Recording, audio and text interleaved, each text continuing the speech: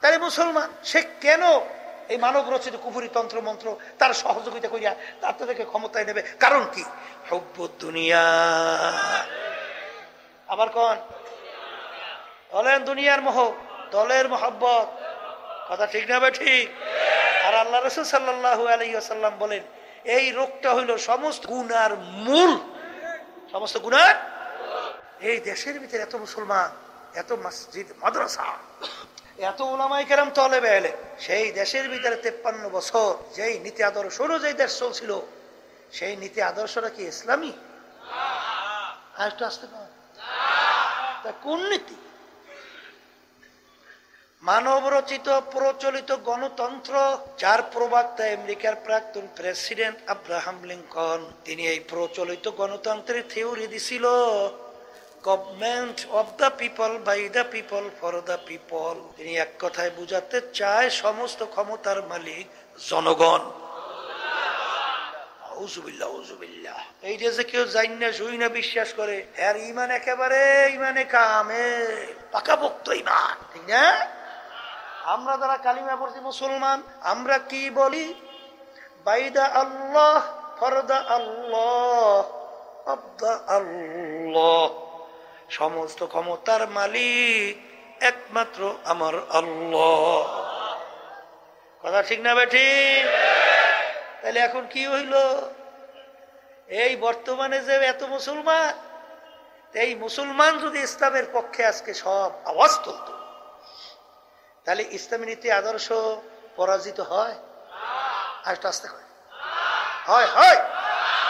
তাহলে মুসলমান সে কেন এই মানব রচিত কুফরি তন্ত্র মন্ত্র তার সহযোগিতা করিয়া তার তাদেরকে ক্ষমতায় নেবে? কারণ কি? হুব্বুদ দুনিয়া। আবার কোন বলেন? দুনিয়ার মোহ, দুনিয়ার মোহাব্বত, সম্মানের মোহাব্বত, দলের মোহাব্বত। কথা ঠিক না ভাই? ঠিক। আর আল্লাহ রাসূল সাল্লাল্লাহু আলাইহি ওয়াসাল্লাম বলেন এই রোগটা হইল সমস্ত গুনার মূল। সমস্ত গুনার। ভালো করে বুঝছেন? এই রোগটা অন্তর থেকে দূর করা লাগবে না? অন্তরে ভিতর থাকবে কুল ইন্না সালাতি ওয়া নুসুকি ওয়া মাহিয়ায়া ওয়া মামাতি লিল্লাহি রাব্বিল আলামিন। সমস্ত কিছু আমার হবে কার রাজি খুশির জন্য? কার রাজি খুশি? রাজনীতি কার রাজি খুশি? আর একটু আসতে কর।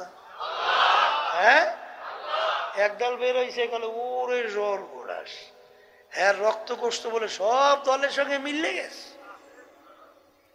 মানে পানির ভিতরে চিনি দিয়া গোলাইলে চিনির অস্তিত্ব আছে? হ্যাঁ, ওরে অতাপাত্তা লিলাই হিতাবাতি মেলার মতো মিলছে। এখন বাইরে এসে রক্ত আর গোস্ত বলে দলের সঙ্গে এই মাগনা রক্ত পাইছে আর মাগনা গোস্ত। এই আল্লাহর বান্দারা কবরে যাবে, সারা দুনিয়া তোমার দল সব একত্রিত। কি আমার মালিকের নেয়ামত এক ফোঁটা রক্ত তৈরি করতে পারে? আসতে কয় এক টুকরা গোস্ত। তাহলে গোস্ত নেয়ামত কার? এই রক্ত নেয়ামত কার? পাইছে আর মাগনা খালি মিলাও। আমার মালিক বইসে রইছে, যাইতে বলছে সাজাইয়ে বইসে রয়েছে তোমার জন্য। হ্যাঁ, এই জন্য আমার বাচ্চাদেরকে বলবো এই দুনিয়ার মোহ সব শেষ করছে। এইটা কলবের রোগ।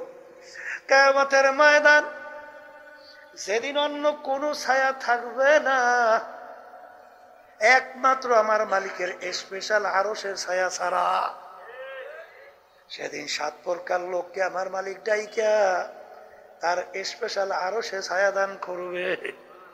কয় প্রকার? আবার বলে এর ভিতরে এক প্রকার হুব্বু ফিল্লাহ বুগযু ফিল্লাহ, যারা দুনিয়া থাকা অবস্থায় মোহাব্বত রাখবেও আমার মালিককে রাজি খুশির জন্যে, এবং মোহাব্বত ছাড়বেও, সম্পর্ক ছাড়বেও আমার মালিককে রাজি খুশির জন্যে। এই হাদিস শুনাইলাম না কি শুনাইলাম? আসতে বলে সহি না গায়রে সহি? সহি। তাইলে সহি যদি হয় মুসলমান যারা দাবি করছো, যদি আমার মালিকের আরো সে নিচে ছায়া চাও, তাহলে মোহাব্বত দুনিয়া থাকা অবস্থায় কার কার রোজার রাজি খুশির জন্য সারবা না দলের? হ্যাঁ, তাহলে বুঝতে হবে কথা সহজ। আমার আব্বাজান রহমাতুল্লাহ আলাই বলতেন, বাজান আমরা বড় হওয়ার পরে যতটুকু দেখছিলাম, কে স্ত্রী, কে ছেলে সন্তান, কে আত্মীয় স্বজন, আল্লাহর কুতুব শরীয়তের ব্যাপারে কাউকে তিনি চিনতেন না। আল্লাহু আকবার। চিনতুই না, ওসব বুঝি টুঝি না। আর বর্তমানে দলের মায়ায় পড়ছো। কোন দল, কিসের পিছনে পড়ছে? বাজারের জন্য দেখবেন উলামায়ে কেরাম অনেক সময় বয়ান করার পরে বলে, ওমা আলাইনা ইল্লাল বালাগ, আমাদের দায়িত্ব তোমাদের কাছে পৌঁছানো, মানবা কি না মানবা এটা তো আমাদের জানা নাই বা জানার বিষয়ও না, জোর করে মানাবার দায়িত্ব আমাদের না, এটা বুঝবা আমার মাওলার সঙ্গে। কথা ঠিক না ভাই? ঠিক।